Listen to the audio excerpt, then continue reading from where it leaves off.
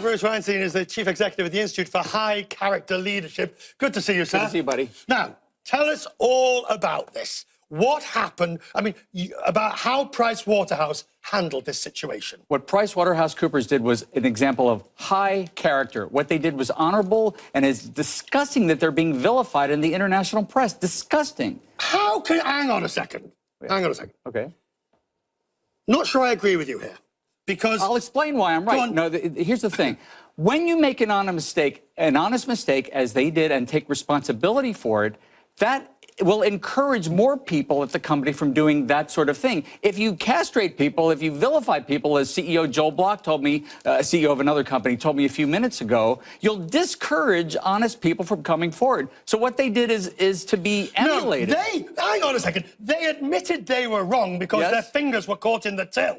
Well, but look at what you showed. You see, you showed a red envelope with very clearly demarcated letters here. But if you look at the envelope that Warren Beatty and Faye Dunaway had, it was very difficult to read this, and it is not their fault. They're being vilified. No, it is their fault. The question is, of course, how they handle it. No, it's not their fault. They were given this... No, not Warren Beatty. I'm talking about PricewaterhouseCoopers. Well, yes, they made a mistake, but the thing is they took responsibility for it. And you know what? They had no choice to. No. Several years ago on this network, Tony Hayward, the head of BP, blamed the Deepwater Horizon and failed to take responsibility for his company's mistakes. And then there was this international cry, as you recall, on your show, when it was made clear that he should take responsibility for it. He did the wrong thing at the time. He owned it later. All right.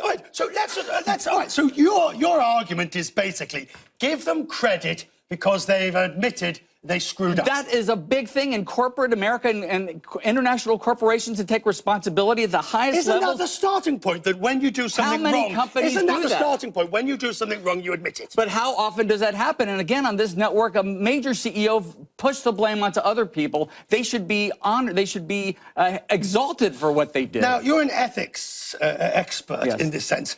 One of the issues that I've got is that Warren Beatty, when he saw...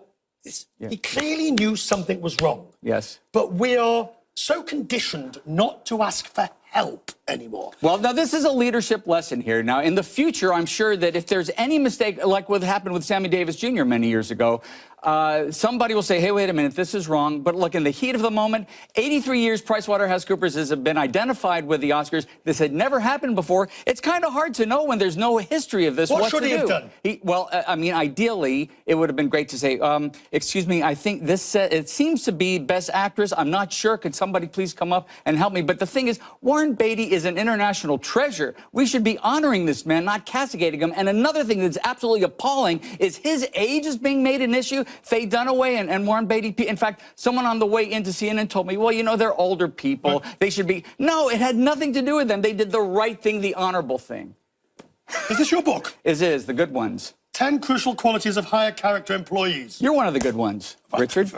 You're too kind. Thank you very much.